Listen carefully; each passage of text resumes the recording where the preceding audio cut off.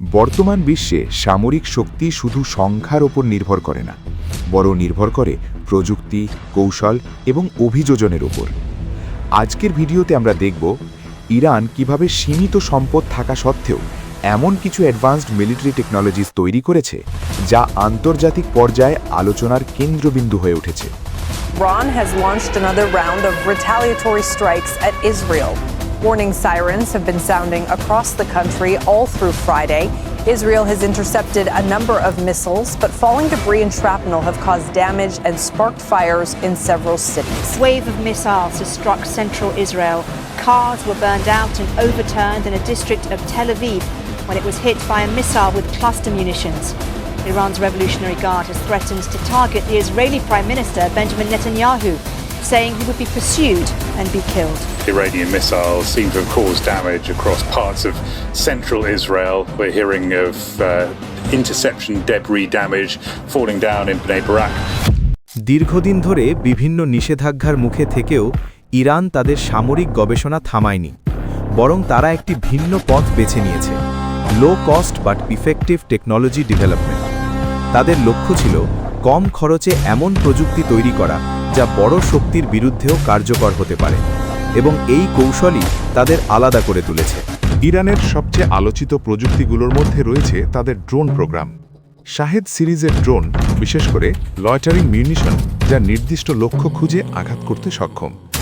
এই ড্রোনগুলো শুধু সস্তা নয়, বরং একসাথে অনেকগুলো ব্যবহার করলে তা প্রতিরক্ষা ব্যবস্থাকে চাপে ফেলতে পারে। এটাই ড্রোন সোয়ার স্ট্র্যাটেজি, যা আধুনিক যুদ্ধের একটি গুরুত্বপূর্ণ অংশ হয়ে উঠছে। ড্রোনের পাশাপাশি ইরান তাদের মিসাইল টেকনোলজিতেও উল্লেখযোগ্য অগ্রগতি করেছে। তাদের ব্যালিস্টিক এবং ক্রুজ মিসাইল সিস্টেমস দীর্ঘ দূরত্বে আঘাত হানতে সক্ষম, এবং সময়ের সাথে সাথে এগুলোর অ্যাকিউরেসি ও রেঞ্জ বাড়ানো হয়েছে।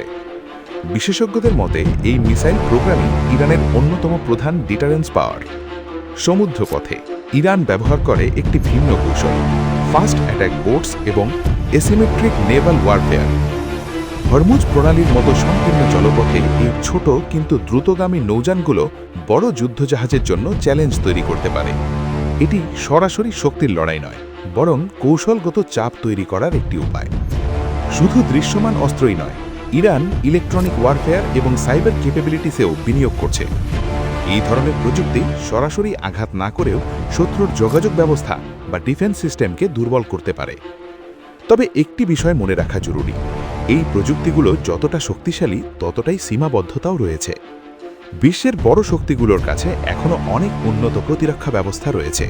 অর্থাৎ এটি একতরফা শক্তির গল্প নয়, বরং এটি একটি চলমান প্রতিযোগিতা। ইরানের এই প্রযুক্তিগুলো দেখায় কিভাবে একটি দেশ সীমিত সম্পত্তিও কৌশলগতভাবে নিজেদের শক্তিশালী করতে পারে। এটি শুধু অস্ত্রের গল্প নয়, এটি অভিযোজন, কৌশল এবং প্রযুক্তির সমন্বয়ের গল্প। তাহলে প্রশ্ন হচ্ছে, এই ধরনের low cost but effective technology কি ভবিষ্যতের যুদ্ধকে বদলে দেবে, নাকি বড় শক্তিগুলো আবারও নতুন সমাধান নিয়ে আসবে? আপনার কি মনে হয়? কমেন্টে আপনার মতামত জানাতে ভুলবেন না।